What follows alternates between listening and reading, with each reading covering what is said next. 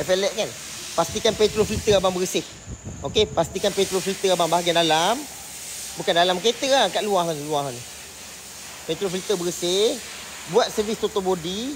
Make sure buat throttle body landing menggunakan komputer. Kena setting menggunakan komputer, barulah dapat tepat. Sebab kereta abang ni tak jalan kabel minyak.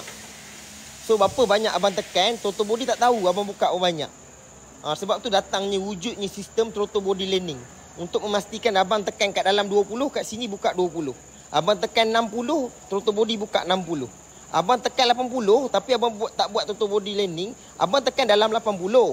Bacaan 80, sampai sini 60. Buka tak habis lagi. Sepatutnya 80, buka banyak lagi.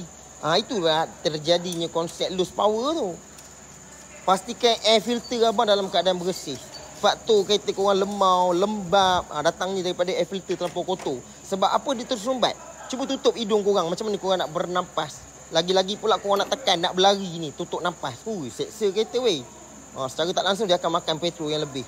Betul sebab pula pastikan kalau dapat ada lebih sikit, nak bagi kereta ringan, masuk iridium. Boleh masuk tak bang? Selagi mana kereta ni bang, kereta model yang abang masuk ni, selagi mana dia ada jual dalam kotak tu dia tulis model kancil tebal CK.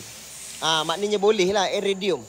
NGK CK Yusof iridium. Boleh. Saga FLX BLM Persona Gen 2 sesuai. Disuggestkan. Boleh lah. Sebab janganlah pasang spark plug kereta iridium pasang kat motor. Tak boleh lah.